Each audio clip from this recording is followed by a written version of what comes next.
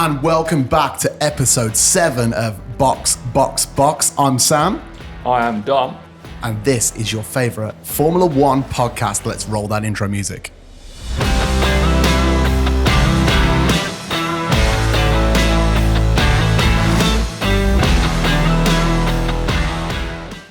Hello everyone and welcome back to Box. Me and Sam have been keeping track of all the things that have been going on since F1 75. Yeah, really, since F1 75. That was still a weird event, you know. It was wild. But we've got a lot of things to talk about. A plethora. Yeah, I was trying to think of a nice big word, but yeah. Plethora. There we go. So, what are we going to be talking about this week? We've got some more stuff about Pablo Montoya. Spoke about him before. So, yeah, we've got some more stuff about him. How an Irishman with a struggling F1 team got one of the largest mail companies on the planet to change its company design and colours. Yeah, that sounds interesting. Obviously, we're going to be talking about some stuff from pre-season testing. And why I think I subconsciously fell in love with Hondas and Formula One again. And I think not only that, but we've also got some news on the FIA. Boo. Some news on Susie Wolff. Oh, okay. Some news on Aston Martin. And not only that, counterfeit Formula One toys. Do you keep getting adverts on AliExpress for Formula One Hot Wheels as well? No, mine's worse than that. Oh, okay. Because I keep like constantly, because obviously I'm on the hunt for the multi-pack of the Hot Wheels, which we spoke about before. But it keeps coming up on AliExpress. And I'm like, I'm not buying AliExpress Hot Wheels. But it's not happening. Straight at the gate, let's talk about the controversial one. Let's get a bit of controversy, get that algorithm going. Have you heard that Susie Wolff, it's in talks, and isn't she like the president of F1 Academy?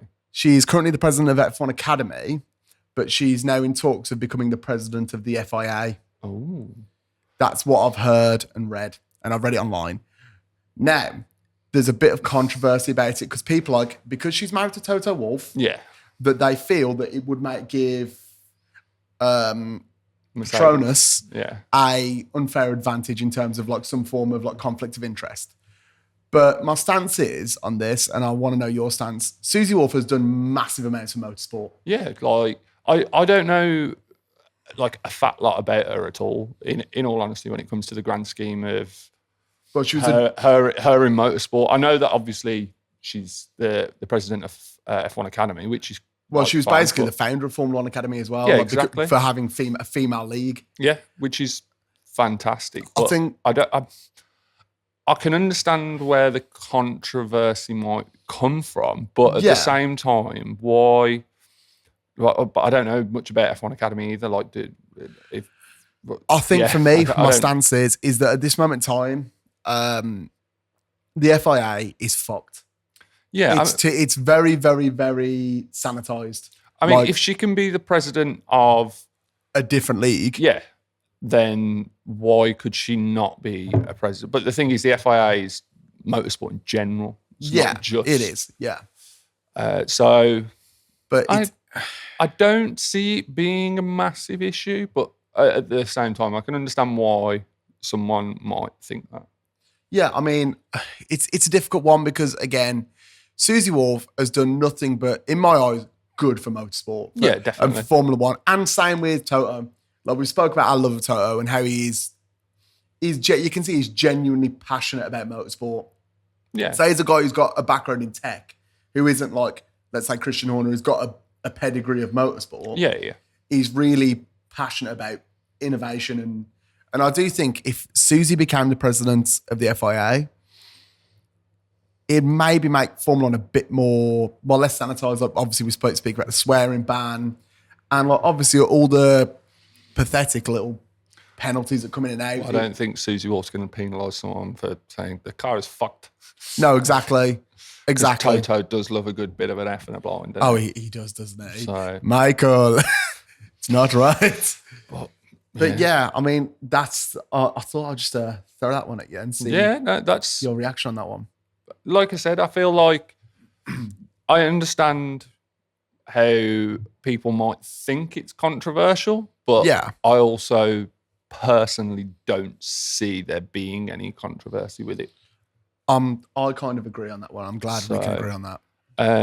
Before we do dig any deeper on some other stuff that we've both got notes to talk about, I just want to clarify a few things from previous episodes that we've both talking about where we've gone, we'll come back to that and we'll look at that and just fact checking a few things. And just before you go on. I just want in the edit now, and I'm leaving this part in the podcast. I'm just going to put a clarification graphic in. Pretty much. So I think go for it. Get ready for the box clarification station. Clarification station. Dun, dun, dun, dun. So I talk about the cheating Benetton team principle quite a lot. And yes. I've obviously spoken about him in previous episodes, but I've just not had a chance to address it or not took the time to address it. But obviously that's Flavio Briatore. Yeah. And I think on the F175 episode, I talked about his cheating scandal with Renault also. But yeah, I think Flavio and his like sketchy shit is definitely, that's going to be that's a whole episode. I think that's a like mid-season break, the summer break filler episode. So we'll do that. Also, I keep talking about him, but I feel like we'll do that mid-season as well, is Kvyat, because I've got so much good to say. No, not good about him, but like it's such good things to talk about. We've got a few long form. Yeah, outside of the podcast. Like obviously everything we do that goes out in long form will be completely available in audio. As well, because obviously this was originally an audio product. Yeah. But I think we've got a few long form things in the works at the minute, but they're probably not going to be out till the end of the year when we're because they're a long project. But we're really excited for them. I've just realised. Yeah. What are you wearing?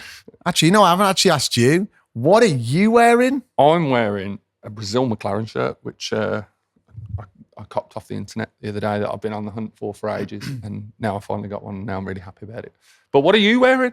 I'm on a monthly payment, mate. I'm wearing a Snap-on t-shirt. I was going to say, what's the weekly on it or the month? £6 a week. £6 a week for 5 years. 25 years. Yeah, sounds about right. I've been working on cars all week. I needed the Mazda's almost there. I was going to say, your car's nearly done. Yeah. Finally, we've only been talking about it since the beginning.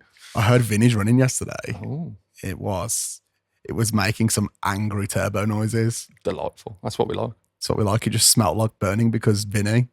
Burning dinosaurs. Love you, mate. Anyway. Carrying on. Back on track. On a previous episode, we went through, I think it was the Legendary Drivers episode. That's how far back it was. Good God. But we went through the World Driver Champions from when the current races on the grid were born.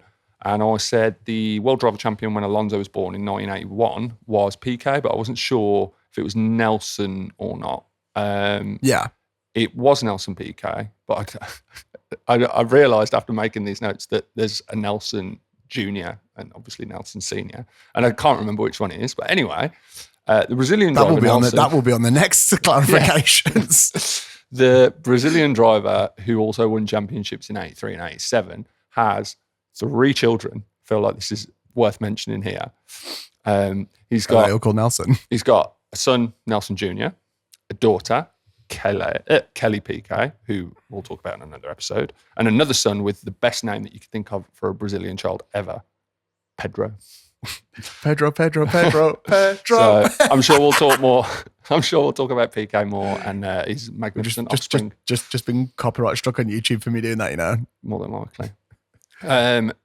Couple more things. This is a little bit of a long-winded one for what it is, but Villeneuve in 97 is another one that I wasn't sure if it was Jack or Jill Villeneuve. Imagine being called Jill Villeneuve and naming your son Jack. That's not even in my notes, but after I've said that out loud, Jack and Jill went up the hill to crash a Formula One car. That's a little bit insensitive, actually, to say that, because Jill Villeneuve died in a crash. It was quite horrific. It was my like, apologies to the family. I think it was like the 60s or 70s. It might have been the 80s. Oh, mate, that's that. It was the era when crashing was... that wasn't insensitive, because those guys knew they were getting in and might not come back. Though that era of Formula One, those guys had kahunas bigger than this table. Well, the thing is... and this table's like an inch and a half thick of frigging timber. Which, again... No IKEA furniture here. Probably getting into... everything about Villeneuve is probably a whole ass episode in itself. But what you were saying about the drivers giving their everything and having the biggest bollocks on the planet is, without diving too deep into it, and this is just from what I remember from watching stuff about it.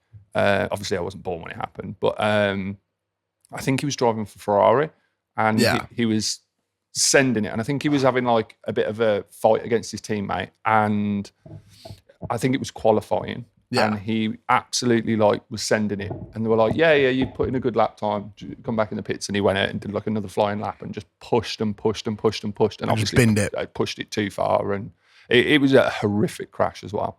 But we'll get into that another time. But yeah, so Villeneuve, 70s. He made his debut in Formula One in 77, driving for McLaren. And it didn't take long for him to get noticed by Enzo Ferrari.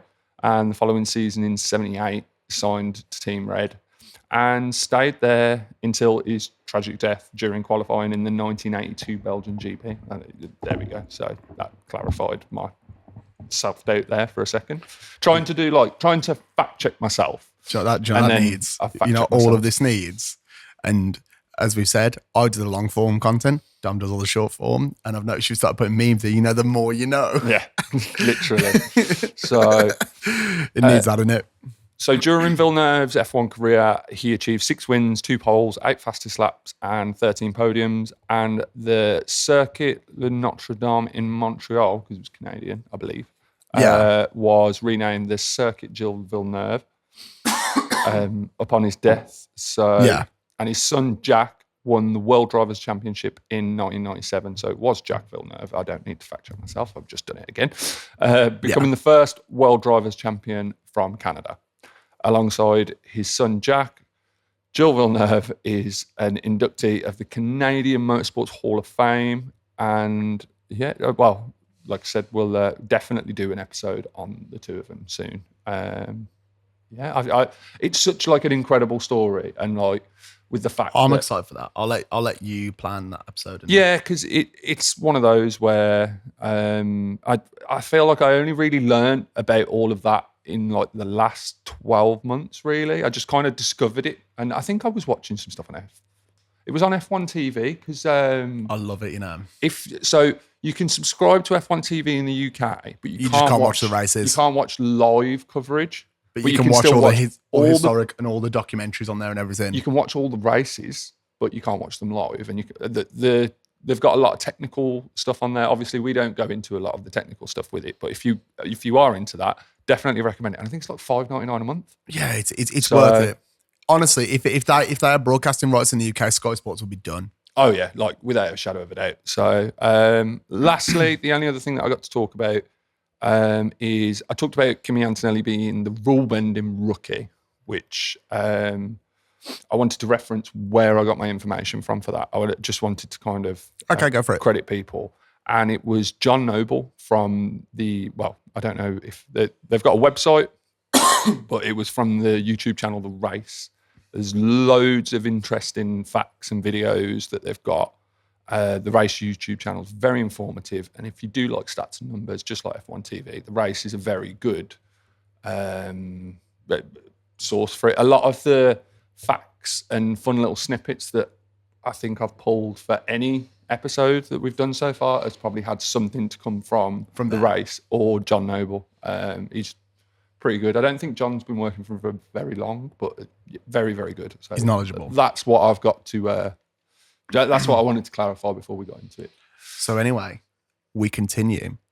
So the one thing I wanted to mention about Aston Martin today. Go on. As you know, Aston Martin is sponsored by Hugo Boss. Yes, they are now. They are now sponsored by Hugo Boss. Have you seen any of the Hugo Boss adverts? No, I thought it was VCarb that was Hugo Boss, actually. It's Aston Martin. Is it both? It could be both. But It might both, but go on. Keep going. I'm listening. I'm just going to... as you know, whenever, like, say, for example, when a driver or a team is sponsored by a clothing brand, say, for example, when it was Hilfiger, it was always Lewis and George. And obviously now, like, with Puma at Ferrari, it's Lewis and Leclerc. Hugo Boss, Aston Martin, you would expect it to be Lance Stroll and Alonso.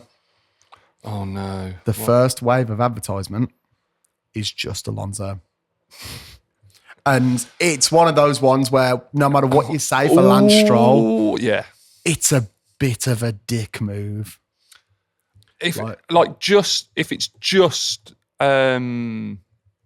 just Alonso, that's a bit unfair. But at the same time, but then again, like, let's just bring this right back up. Lance Stroll does have a fantastic head of hair. He does. But you know who's got a better head of hair? Oh, yeah, Alonso. But no. Carlos Sainz. His hair is fucking majestic. I was going to say Alonso because he's Spanish, and then you literally bring up Carlos. Literally, it's all Alonso. It is all Alonso. That's wild, that is. I think I've seen one advert now out with Lance Stroll, but it's the first wave and the announcement of everything was all Alonso, and I was like, but realistically, even Boss knows the crack. I think Hugo Boss looked at it, but you've got to think, because I was thinking, why not like Stroll? Because Stroll is not exactly terrible to look at. No, he's not, and he scrubs up nice. He like does from F175, like coming in the suit and whatever. He didn't look out of place. Like some people just don't look right in a suit, and he's not one of them. So no, exactly. He looked right. At the same time, when you think about the type of people that would buy Hugo Boss, it's probably not. It's probably not. Yeah, like I personally wouldn't buy Hugo Boss. Like I wouldn't go out of my way to buy it. If I saw something nice and it was Hugo, I'd be like, I enjoy Boss Polo, you know. Well, that's the thing. But me and you are technically a little bit of a mature audience now. So, I mean, that's a brave statement. That is. I might be at the age physically, but mentally, I'm still. Yeah, but we're not rocking around in like Nike hoodies anymore. So. Matt, I'm rocking around literally in 97s right now. Oh, my God. I mean, we're both wearing Nike trainers. But your trainers look like bus seats. My trainers do look like bus seats, thanks. But not for the video people, the bus seats. There you go. Yeah. And for reference, I look like I run trap with my bougie socks. Roadman trainers. Look, tell me these socks don't look like I'm at the Tory party. No, they look like you wrote the Monster Raving Looney Party, of all things. But not only that, talking of merchandising. Go on. I was scrolling through Instagram the other day. Oh, yeah. And saw an advert for some fake Formula One toys. It was, as we know, we spoke about Lego doing a collaboration with Formula One this year. Yeah. It was all the cars unbranded on Temu. Yeah, but I think they're unbranded, but you know you're going to buy them and they're going to turn up and they're going to have all the stickers on. Like, yeah, they're going to have all the stickers on, but you know they're not going to go together like the Lego ones. No, it's Lego's operation is so tight. But I was there and I was like, for fuck's sake. Again, through my nerdiness, I understand the tolerances when it comes to Lego construction. It's like... Lego's tolerances, it's one of the most precisely engineered things on the planet, isn't it? Like, it's more precisely engineered than like space shuttles. Literally. Well, I was thinking, because obviously we spoke about it before and potentially doing like a B channel or something to do. I was looking at the Formula One Lego sets and I was like, I'll just buy them and just turn up here one day. You know what we need to do. And be like, let's build them. And then I looked and then realised how, I think they're about 40, 50 quid each. And then I was like, I'm not doing that 10 times on my own. Like, no, I'm down to put halves and we'll just do it and have a day of building. Or you know what we should do? We don't build all of them. We just build one each. We'll just build one at a time and do a video out of it. Because it's the last set that I built that's similar to that. No, you know what we need to do? You know what we need to do before we do that? Buy the Temu ones. Oh yeah, we could. Well, if we buy like 2 Temu ones and then 2 of the like legit ones, and then I build a real one, you build a Temu one, and then vice versa, and just see. But what we'll do is we'll get like someone else to come in and not tell us which one's which, so we don't actually know, and be like. But we will, because the real ones will have Lego stamped on the brick. Then again, Temu probably has. The Temu ones definitely will, like 100%. So, but yeah. But we got lost on a Temu tangent there. But hey ho. Shop like a billionaire. Yeah. This is. Oh God, I forgot about that. This isn't sponsored by Temu, and in no way do we condone the ethical practices of Temu, because I do not like them as a brand. They are a scummy company. But whilst you're writing your notes out, did you see that obviously a lot of cars have gone out with new Aero this year during testing, and obviously we can sort of move into testing now. Obviously McLaren went out, and when their car came back, to stop all the press doing close photos of their car, they were literally hurdling around all the press and stopping them from photographing the front of the car. So yeah, it's not uncommon. It's not uncommon, but obviously, like their car, it looked slippy in a good way. Like gliding through the air, slipping. Yeah. Like I'm glad you not like the baby oil man slippy. Maybe that's the trick to F1. It's like just diddying your car up.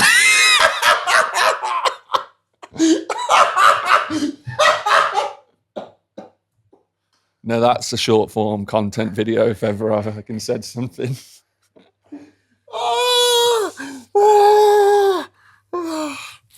Man said, if Diddy in your car. I mean, I'm not wrong really, am I?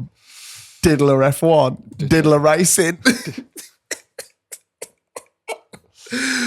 No, but it was. I think I saw it go out, and I'm like, McLaren, the way they were protecting it, it wasn't like the running joke where they'll run round. Well, they were all actively trying to stop people from taking photos. For pre-season testing, it does make sense. A lot of teams, from stuff that I've seen in the past, like I've never, up until obviously this season, I've never watched pre-season testing in the past. So it's never. No. I've caught bits of it, and obviously they cover it in the Drive to Survive seasons. Speaking of which, that starts any day now. This Friday. So when this episode drops, Drive to Survive season 7. Season 7. We did say 6 in the last, in all the stuff that we did for it before, but it is actually. It is season 7. Season 7. So, it is. I've seen it on Netflix. Yeah. It's calling me. Yeah. So we're recording this. We're burning the candle at both ends. As always.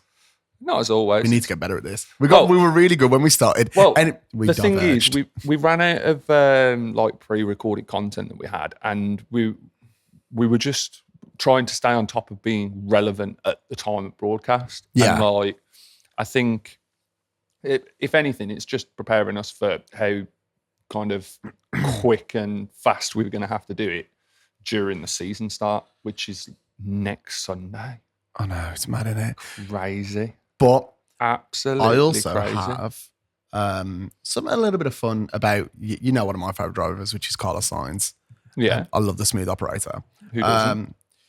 Obviously, I don't know if you saw, he was appointed the director of the Formula One Drivers Association. I did. I'm just looking at my notes from other bits and bobs that I've taken down over the coming weeks. Yeah. Or previous weeks even. And it's, don't look at that. We'll talk about that in a minute. That's part of my notes. I think I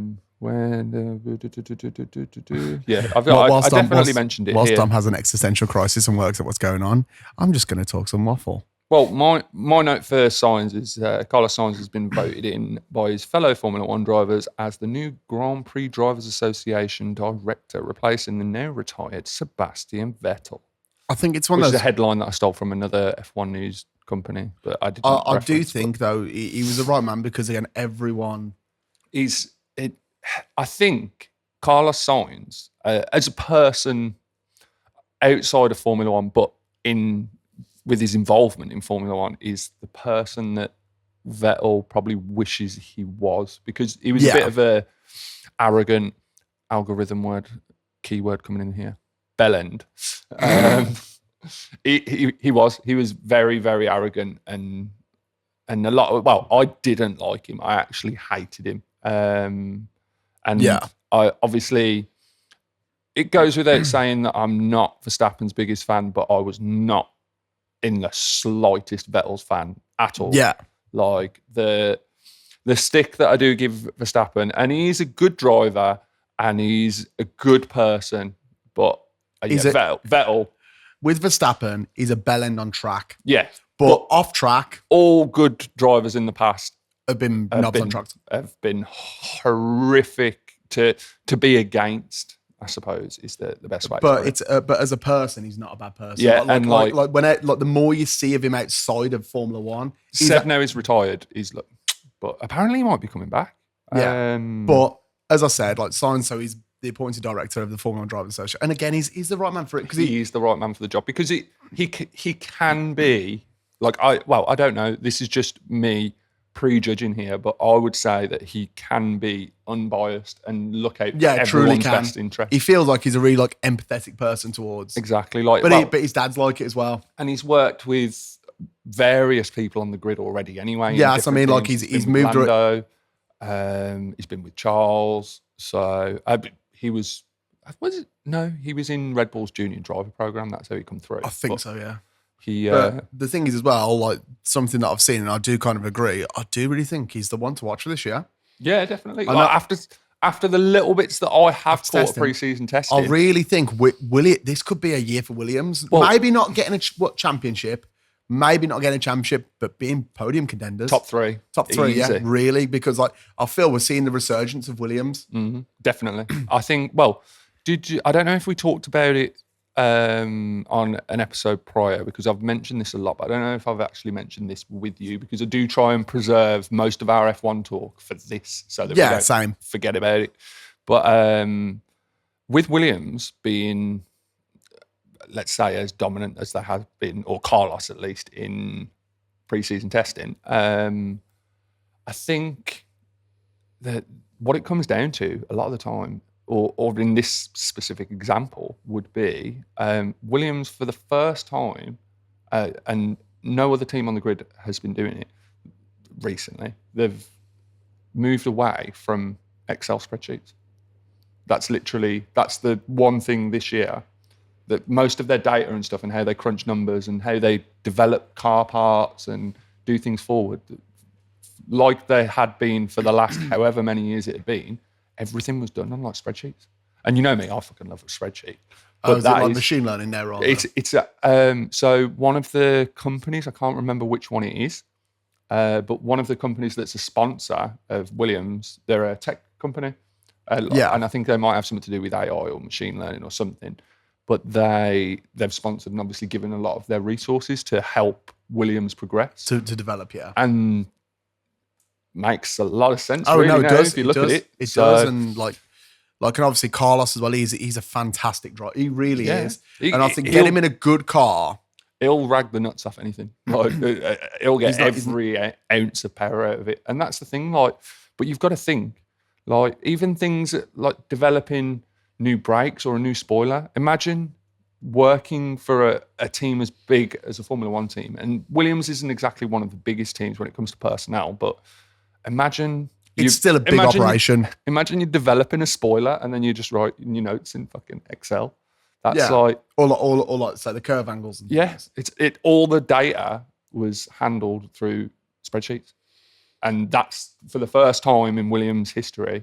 Back to when it was obviously with pen and machine paper. learning, you can really obviously you can keep building your data set, and the bigger your data set, and obviously Williams are going to have years of data sets to spreadsheets. Yeah. They can feed that to an algorithm, and you just drop it into ChatGPT and be like, summarize this. It would be like optimize this data, and he'd look at all of it and tell you the best way to its current knowledge. Well, that's probably what they've done. Whereas every other team prior have slowly pulled away from crunching numbers on a spreadsheet to obviously more machine learning and algorithmic. It's more, we'll call it more modern data handling methods. That was me doing the word for the algorithm there. It's something that like Williams have just gone bam, and they've got all that data in one go, and they've just took all of it together and gone, oh yeah, well actually, although last year's car, for example, might have been terrible, this was actually a really good part, and from Yeah. the year before, this was a really good part, and the And new it's regulations basically building coming in, the best of what it's you have. taking everything that they've got and going boom, and that's the thing. Like Williams used to be Williams were the first people to ever do like active suspension and active traction control, stability management. yeah, like that. They were back in the day, they were a force to be reckoned with, and I think that's what like Sainz is going to be the one to watch for this year. But before we get on to talking about testing or anything you have to speak about, Yeah. have you seen the rumor that Franco Colapinto is already potentially in the running to replace Jack Doohan? I haven't seen anything about it, and I don't know anything about it. Yeah. However, because of his testing behaviour, and it hasn't been great, and Colapinto is a better driver, they're like, Jack maybe getting the boot before he even gets into the race season. as much as I love Colapinto, his little stint that he did at Williams was impressive at parts, but also he didn't. I think Franco didn't show the composure to be a good Formula One driver like just yet. I feel like he does need to sit on the back burner a bit more. And my prediction would have been for Colapinto, coming into Formula One would have been probably a swap halfway through this season. For Colapinto, maybe, if at all. If Doohan's going to get in the car and actually do really well, fantastic. But bad luck for Colapinto in that case. But obviously he's their reserve driver at the moment. Yeah, exactly. So, but I feel like I don't think it's fair. I feel like it's the whole Yuki and Lawson thing all over again, and it's like, yeah, give him a chance. Let him do some stuff. Let him see what he can do. I love Colapinto to pieces, and his name is just absolutely fantastic to say. Oh, it's great. But yeah, I don't think it's very fair. But no, I agree. It is what it is. If it happens, it happens, and bad luck doing. But again, it could be a case of, let's say that the rumour's true and we get to Australia next weekend and Colapinto's starting. Colapinto could do, say, 3-4 races and perform absolutely poorly. And they go, actually, Jack, come on. But come back, lad. Yeah, and it's not uncommon for teams to do that. It's not all. Say, for example, put Jack out in the first race and he does crap. Yeah. Then to put Colapinto out and he could do incredible, or it could be But that's Alpine, isn't it? Yeah. So, but it's one of those. I feel like Red Bull would do it. Yeah, I mean, Red Bull just churn out drivers. That's what they're best at. So my sister started watching Drive to Survive because she wants to get into Formula One more, because she knew a little bit about it but wanted to get in more with it so that she can support us with the podcast and understand what we're talking about. Yeah. So, and she wants to come to F1 Arcade to watch a race with us. That's fun. But which we're going to talk about again in a bit. But yeah, I think that because I've been watching a lot of Drive to Survive again, it's seeing Red Bull churn through Gasly, Albon, and then finally putting Perez in the seat for however long he was in there for. It's just wild watching any team churn through drivers like that. So yeah, it's very much ruthless, but it sounds bad. That's how Red Bull was so dominant last year. That's how Red Bull do it. So like you've got to be. That's the Red Bull way, and like you've got to be ruthless. Don't sign for the Red Bull Junior Driver Program if you're not prepared to be scrapped. So I mean, I don't know exactly how it went down, and it was pre-Drive to Survive, so there's not much coverage of it. But obviously, Carlos was Red Bull Junior Driver, and I'm sure there's another more experienced driver on the grid currently that was a previous Red Bull Academy, but I'm not sure. Yeah. I'll do some research and fact check it. And we'll do that on the next episode. Yeah. But yeah. What notes have I got? So, Juan Pablo Montoya has given us a little bit of an insight on Antonelli while we're speaking about rookies. Okay. So I've pulled this from an article which I haven't credited once again. This has been in my notes for a while, to be fair. So this is probably a little bit of old news, but I only saw it pop up once. Normally when something's like breaking news, it's Yeah, not a big deal. you see it everywhere. Constantly see. But Yeah. this I only saw once, so how true it is or whatnot, I don't know. But citation needed. Yeah. Former F1 driver Juan Pablo Montoya has shared rumours of Antonelli crashing frequently during the tests, suggesting that he might be over-driving. Montoya's insights come from his connections with the racing world, including his son's involvement in Formula 3, which I was not aware of. Neither was I. I need to watch some more of that. I was going to say we still don't really know that much about him, but I feel like what we should do is like a research episode where we know, obviously our knowledge on him is very limited. And just see what we can dig and up. just dig, like do no prior research and just start pulling stuff together and then just start spitting out random bits of information. And that episode's going to be, I feel that's going to be a bonus episode. Yeah, that Iron Man episode, that's some bonus content that is. But yeah, that's, watch us research Pablo Montoya. 2-hour live stream. But yeah, we'll do it on TikTok. Funnily enough, his connections with the racing world, including his son's involvement in Formula 3 and connection to the Red Bull Junior Driver Program. We always talk about it. Montoya suggests that Antonelli's success in 2025 will depend on his mindset. If he aims to learn from his teammate, George Russell, and shows improvement throughout the season, it will be considered a good year. However, if he tries to immediately dominate Russell, he might struggle.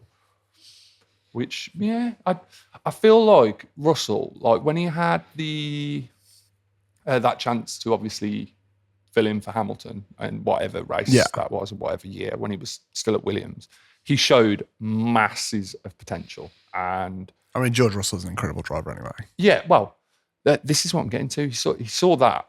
Well, we saw that happen. And then I genuinely think that Mercedes cheated him out of winning that race because they messed up his pit stop. And I reckon they could have done that on purpose, purely because imagine having someone like Lewis, and granted it was when Mercedes were dominating anyway. Yeah. But imagine having someone like Lewis come in and dominate, but the way that George was going, if he would have not had to have done his second pit stop, he would have finished miles ahead of everyone. I think he held the race lead for a majority of the race as well.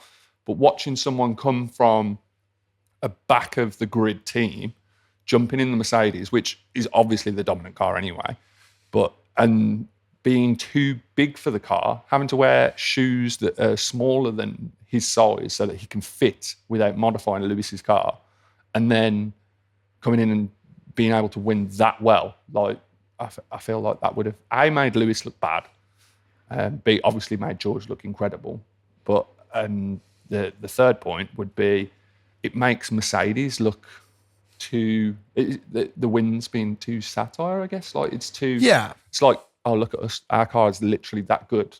Me and you could get anyone in can it get in and and drive win. it, not realising that it is that incredible of a driver. Yeah, so which, speaking of which, you did mention, I'm not sure if we spoke about this on another episode, but about the FIA changing the rules from Monaco. Yes, I've got a point about that. So while we're on the last bit of Mercedes and the Antonelli bit though, I've got here, it says, despite the rumours, Mercedes engineers have been impressed with Antonelli's testing performance. The team's decision to promote him, especially considering other experienced drivers like Carlos Sainz were available, indicates their confidence in his potential. Ultimately, Antonelli's performance in the 2025 season will be the true test of his readiness for Formula One, just like we were talking about with Colapinto. Yeah. At least Colapinto's got some first-hand experience in Formula One. Yeah. Doing races and strategies and things like that. I think none of that. It's one of them ones where like there's a lot of new drivers on the grid this year. That's what's going to make this season really interesting as well. Well, I didn't realise as well, after watching a bit of, I think it was F1 TV content, while I was like proof listening and to some of our previous episodes, that Gabriel Bortoleto, the rookie for Stake or Kick Saber Stake, whatever they're called, the green ones, Audi, yeah, pre-Audi. He's the F2 champion, and watching him and Isaac Ajar in Formula 2 go up against each other for the title, I didn't realise, obviously, how good of a driver both of those are. Yeah. So I think Hajar came second in the Drivers' Champions for F2, and obviously Bortoleto won. But Bortoleto was F2 champion, and he signed with Stake, arguably the worst team on the grid. That's going to be interesting to see how that plays out. The thing is, though, it's one of those ones for him. It's a career step. Oh yeah, exactly. Stake at the minute are a stepping team. They're a team that where. Well, look at Senna. When Senna signed his first Formula One, it was for was it Tyrrell? I think it was, or it wasn't a great team. It was the worst team on the grid. And then his second season, I think he signed for Lotus, the black and gold JPS. Yeah. But that livery was great, you know. Yeah, it was. But another driver that did that, funnily enough, I think it was, I mentioned it earlier, Villeneuve. He made his debut driving, again, for McLaren in 77. Not like they're a bad team, but then literally the following year, Enzo Ferrari signs him at Ferrari, which... That's the thing. Sometimes it's just getting noticed of potential. I think like big teams, like front of the grid teams, Mercedes, Red Bull, McLaren at the moment, and those are the teams that they need to see you perform in something, I don't want to say subpar, but that's kind of the only way I can think. Them taking a step of taking on even though they could be incredible, and I know we're both dying today. Yeah. Even though taking a step and taking on a Formula 2 driver, Formula 1 is that it's a massive step. Yeah, exactly. I think the only for team the big constructors, like it's a massive financial and brand risk. Yeah. For example, if McLaren took on a Formula 2 champion, that could be incredible. But for them to do that, it's a massive risk. Well, I mean, look at Mercedes. Granted, they're not in anywhere near as much form as they had been in the past. Like, I think, were they fourth in the last constructors, maybe? I don't know. They didn't do very well at all. Mercedes has been pretty poor, all things considered. But a team as prestigious as Mercedes with the win record and stuff that they've got. Taking on Hamilton? Well, I don't. But Hamilton, he'd already won one. But Antonelli, because he's not won. He's not won F2. Oh no, sorry, I'm on about McLaren back in the day when they took on Lewis from the Young Drivers program. Well, he'd been in McLaren's Young Driver program for a while, and they've been watching him. So but it's still like you say. But these days, but the thing is, again, for Kick Sauber, that they haven't got to spend as much money for it because they're a budget team. Yeah, but arguably, Bortoleto would probably be. I don't know if this is true or not, but I'd take an educated guess that Bortoleto would probably be the most expensive F2 driver available because he's the winner. He's probably still cheaper than the cheapest Formula 1 driver. Probably. And also, Brazilian. We've got a fucking Brazilian back on the grid. Live for it, mate. That's... we mentioned about Monaco and the rule changes potentially for Monaco this year. Yeah, so... I think we had a little conversation outside of the pod on this. I can't remember, if I'm honest, but is your thing about Monaco about the... extra pits. And the extra pit stop. To make it. So it's not just like... Extra mandatory pit stop at Monaco. Because I know... It has been confirmed, according to ESPN. That's solid then, because ESPN are a trusted source now for Formula 1 news. ESPN hold the rights for the broadcast in America. Yeah, that's what I mean. I know they do. I know they do have F1 TV, but unlike over here, you can choose where you want to watch it because freedom. America. Let's not get into America at the moment. Let's just dodge over that. I feel like just from the ESPN article that I've got here, I'll just read the first line of it, which is, in an attempt to make the Monaco Grand Prix more exciting, the FIA has approved plans to enforce 2 mandatory pit stops at the event this year. So that it's literally this year. That's fantastic news. To be fair, it's a short article. I'm not going to read it all, but the idea was first raised during a Formula 1 Commission meeting earlier this month, and it was signed off by the FIA's World Motorsport Council on Wednesday. When was this article? February 26th, so it's still not that far back. But Verstappen said, it's just one of those tracks where it's very hard to pass, and of course, the bigger we make the cars, the more difficult it is to race. Yeah, make the cars fucking smaller then. He also said, I felt like in 2016, there was a little bit more of an opportunity. Now that's, of course, gone. If 2 pit stops help, I don't know, but I guess we'll find out, right? Yeah. I think that's the thing. Again, Verstappen, as much as like I throw shade about him and give him shit and like he does want the race. yeah, like I've got to admire his what's the word? Well, his passion for the sport and to make it more interesting, make it more fun for the drivers, for us as the consumers to watch. Yeah. It's good for everyone. Like, so I do like you a little bit Verstappen, I promise, but I'm still going to throw shade once in a while. Just a little bit.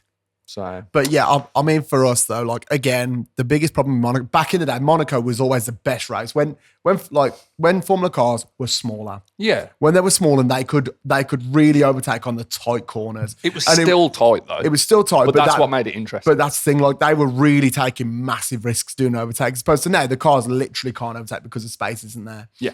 The only real opportunities to overtake is the tunnel. Yeah.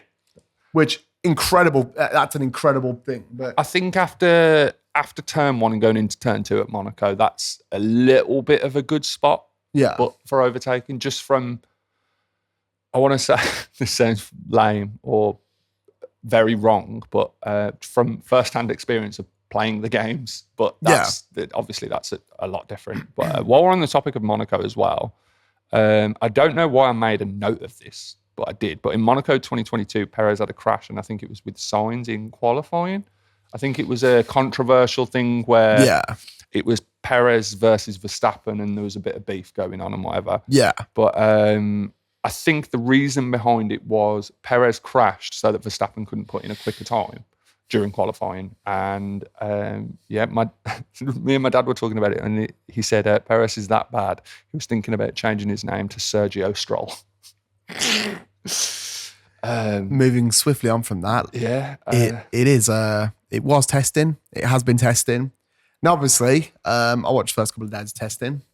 The thing that it was a bit sad again. I'm sorry to throw shade at Aston Martin, but Aston Martin did the least laps during the first day testing. Did they? Yep.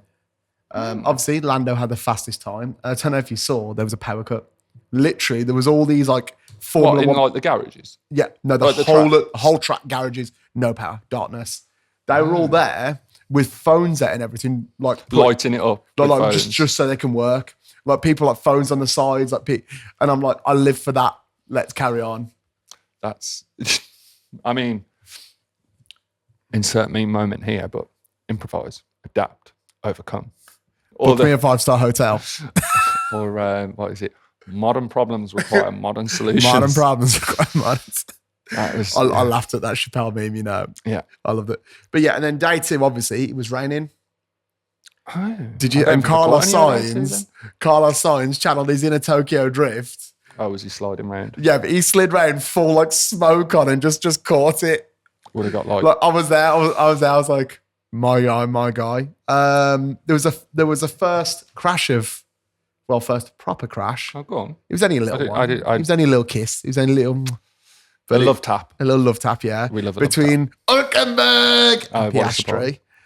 They smashed into each other's wheels, and I think did some wheel bang, was it? Well, it was a wheel bang, and I think there was a little bit of front end damage to the front splitter. But imagine that, like, you're like, right, let's get the car out. Everybody, put your foot down. Was that when it was wet? Yeah. Makes a lot of sense. Like Leclerc, like fully span out. Oh, but yeah, Leclerc's never. From what I might be wrong, but just from the few things that I've seen of him driving in the wet, I feel like Leclerc is not very good in the wet. Like some drivers are, some drivers aren't. Verstappen, good in the wet. Hamilton is the GOAT. Hamilton loves the wet. Button loved the wet. Senna loved the wet. But the thing is, Leclerc is not one of those. All the testing I could see, it seems like there was a lot of like full-on lockups, like cars locking up. Yeah, but that's the best time to do it. Yeah, exactly. But talking to the wet, and ironically, I remember Jeremy Clarkson saying it's Silverstone this year because it was wet, and he said it's wet. Hamilton's going to win it. He said because he went dry tracks is for the new boys. Yeah, he went the old boys smash it in the wet. The only reason that is because of experience. Yeah, well, it's that's pure experience, and just I suppose it comes into like Senna used to be good in the wet because he used to practice back in his karting days in the wet. Yeah, and Verstappen in the wet. I don't know about Hamilton, but it's probably a similar scenario. But with Verstappen in the wet, what his dad used to do, in his full "I want to get my son into Formula One and bully him into it" days. Is he used to put him out in the wet, karting on slicks, and it's like, that's what that's Senna did. it. Senna would go out on slicks, just in go the and wet fucking drive. because he knew how good he was. Yeah. And when you think about that, with Senna, and I always say it's like these ground effect cars, they're incredible. The downforce they have and everything. Oh yeah. But back in the day, Senna will go out. He'd go out on like say intermediates or wets. Well, it'd be wet tyres. Yeah, and it'd be like, shite. Let's put some. Let's put the well, he'd be slicks there. on. He'd be there, and the minute it stopped raining, he'd be in slicks, and he'd just do the whole track on slicks. And I'm like, whilst doing that with a H-pack gearbox, and a clutch and everything, it was a different league, But I do hope we have a couple of wet races this year. Oh yeah, I don't want Brazil to be a wet race again. No, I'm not going to lie. With its somewhat of a tropical climate as well, it's not unlikely to happen again. But I will say, I really hope Kota is as American as it was last year. More than likely. Do you not remember that? They had all the military there. They had the Blue Angels. It was one step away from the Team America theme coming in. America. I think the other thing I wanted to talk about is, as I mentioned, the brave and bold Irishman. Go for it. So I'm not going to talk about exactly what the topic was, but I was talking to Sam about changing something quite important about the podcast in the future. Do you remember what I was on about? No. Okay. I'll tell you afterwards. Then. But I was talking about changing something. You're like, you can't do that. This is how it is now, and it's like branding, and you don't change your brand because it's important to your brand image and that. But, okay. I pulled this I've got the information from the source itself. I think I remember what you're talking about now. Yeah, from the Formula for Success podcast with David Coulthard and Eddie Jordan. And to summarise a very interesting story, and TLDR. I highly recommend going and checking it out to hear it from his own mouth. But Eddie Jordan managed to get DHL to change their company colours from white and red to red and yellow. Because DHL were one of the lead sponsors for the Jordan F1 team at some point in the 90s, early 2000s. Yeah. The only problem that he had with that when he signed the deal, because Eddie Jordan was like, he'd do anything to get money for the team because they weren't the most... They weren't massive. They weren't like the most financially wealthy or financially well-off team. Yeah.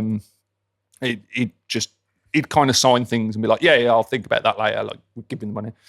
And he'd signed this deal with DHL, and probably, I can't remember if he would have read the small print or not, but it basically came down to Benson and Hedges were also one of the lead sponsors of the car at the time as well. Yeah. And that being in Benson's contract was the cars had to be yellow, but in the DHL contract, the cars had to be white or red. And there was already white and red cars on the grid all over the gaff.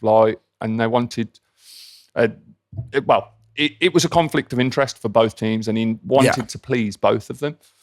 So he organised, I don't know whether he just gate crashed or officially organised, knowing Eddie Jordan, probably just gate crashed a meeting with the board of directors for DHL. And you've got to imagine that you DHL, a German company who is very, I imagine, stereotypically German, their board of directors. Yeah, well, they're in terms of mannerisms. Punctual. Punctual, polite. By the book, And Eddie Jordan just comes in, bang, door open. Literally. Well, imagine this scenario. So let's say that it is how we're thinking it is. He barges into this meeting with the boards of directors and high up people in the company, and he obviously wants to talk to them all about this problem that he has, but he's not letting them know it's a problem. So he's not letting into the fact that, I'm doing this because Benson and Hedges, who give us lots of money, and you're going to give us lots of money. But he sits down with them and he hands everyone a piece of paper with pictures of vans on, or all white vans with, I'm assuming the logos, if they even had logos on, covered up. And he goes, what company is this, like, for the vans? And people are like, I don't know. Like, all the white vans, they all look the same. Yeah. And then he does it with the infamous UPS. UPS with the brown. Yeah, UPS brown. And he's like, what company is this? And I'm like, UPS. And then he does it with aeroplanes, but with the FedEx blue and red. Yeah. It's like, who's this? But obviously not with the branding on. They're like, oh, yeah. And then he goes, with the white ones as well, I think I might have skipped over it, but we'll come back to it. With the vans, he goes, which one's your van? And they're like, oh, we don't actually know. Like, white and red. It's like, it's fairly, I think even the United States Postal Service is white and red. Yeah. But he's like, we don't know what it is. So, and then he threw down paper with white vans and then one yellow van. I went, whose is that? Or something along those lines. And basically, the TLDR of it convinced them to change their colour to yellow and red, so that they'd stand out more. And I mean, like, when you look at DHL now, DHL is yellow and red. It's synonymously yellow. Like, I don't remember a time when DHL wasn't yellow. There you go. So, and Eddie Jordan went in and was like, yeah, because anyone who knows anything about marketing and branding as a whole will tell you, don't change your company colours, don't change your logo or things like that. A lot of people do refresh their logo. Well, obviously, there's a big one at the minute in marketing, which is nothing to do with that, but it's Pretty Little Things rebrand. I didn't even know it happened. Yeah, it looks awful. It's gone from this to, like, they've tried to look more like a premium brand and triple their price. They're not a premium brand, but know your place, sort of thing. But no, that's exactly it. Like, sometimes it works really badly, but in other times it works. Incredibly. You don't know until you make the gamble, do you? But that's again, it's the fact that he stated the car's leading brand colour must be yellow, which clashed with DHL's demand to be red and white. And I think he kind of pointed out as well. Obviously, if you go and watch the Formula for Success episode or listen to it, for example, it's better when it comes out of his mouth. But yeah, I'm not the first person to we'll say redistribute that story, because I didn't know that's a great story. I heard that on the Formula for Success podcast, because basically the way that so when we put the episodes out on the Friday, I usually listen to them again on my drive home from work on a Sunday.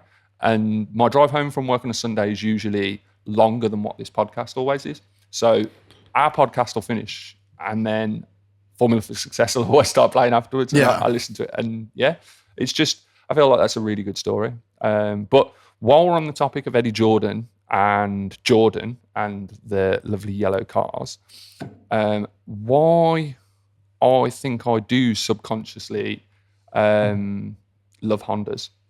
Go for it. So here's an interesting fact that I bet you wasn't aware of, which my dad informed me of. And I knew this before, but I was told ages ago and probably forgot about it. My dad wanted to name me Damon after Damon Hill. Did not know that, but it feels weird you being called Damon Cook. Well, that was on the cards, but evidently didn't happen. But that would have been a thing. But, and obviously Damon drove for Jordan for a short while. But I think it was the 1998 car, the 3-litre NA V10 Mugen Honda engine that revved up to 13,800 RPM, making a total of 690 brake horsepower. Can we bring back those cars that screamed like that? I mean, V10 Mugen Honda engine. Like, it's doing things for you, that, isn't it? Again, it's only a short little bit there to include, but yeah, I think I didn't really know much about Jordan and Honda and all that, and again being potentially named Damon, but I again fell in love with being a Honda fanboy, and I still love that Jordan car. Like, what's it? The 198, the Jordan 198, my favourite. I've just bought as well, really nice print that some artist did. It's like one of 200 or something, but of that car, and I've got like a cardboard cutout that my nan had for years. Got it. Oh, it's just stunning car. But on that note, I think that's about everything for this week's episode. So I think there is only one last thing that I did want to mention, which is I came across it. I've been dying to mention this in an episode for a while now, and I've not had a chance. A guy who's a fan of the podcast, yes, and has been since the beginning, and has given us a lot of feedback and a bit of outside outside Big up yourself. and it's just a view from a different perspective. A friend of mine that I've met, that I met at a gig and keep seeing him at gigs randomly, not planning it. Nat, shout out to your big bad self. He informed me that Crofty is a metalhead. So he told me, and I was like, I'll have to do some research. Did not do any research whatsoever because I'm lazy. But I'm wicked. That joke's just gone straight over your head. I didn't actually hear what you said. I said I'm wicked. Oh. You said you're lazy? Yeah. Wicked. And yeah. I just heard wicked and I was like, jungle is massive. But yeah. So Crofty, metalhead, and he's where? Oh, there we go. Crofty's a metalhead.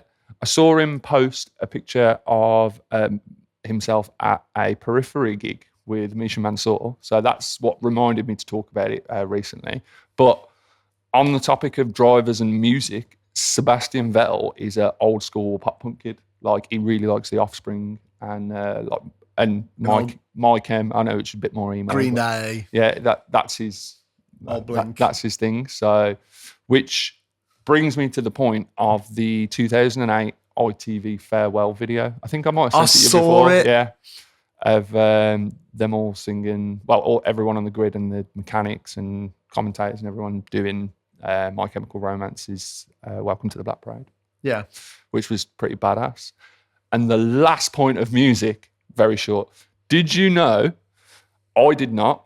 Someone, I think it was Bella James. She was one of her videos. She was doing some stuff on Lando Norris, and she was making him a Tinder profile for like the bands and seeing like the outcome of it. Okay, but she found a picture, and it reminded me of something that I saw about it.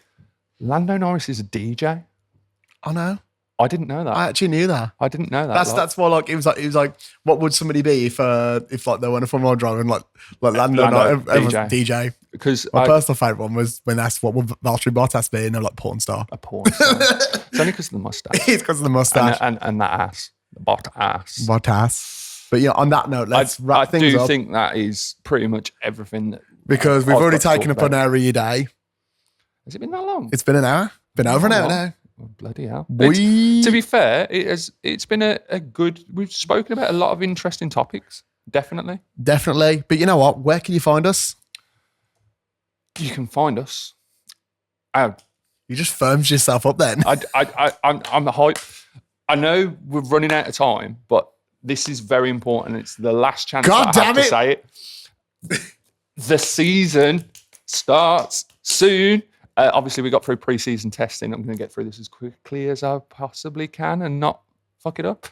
We're going to obviously kick off the season with a double header with the Australian Grand Prix next weekend. Sunday, the 16th of March, is the race, 4 a.m. UK time. Yeah. And it is 3 p.m. down under. Yeah. Then, straight after that, we're going to Shanghai International Circuit for the Heineken Chinese Grand Prix on the 23rd of March. That is 7 a.m. UK time, 3 p.m. China.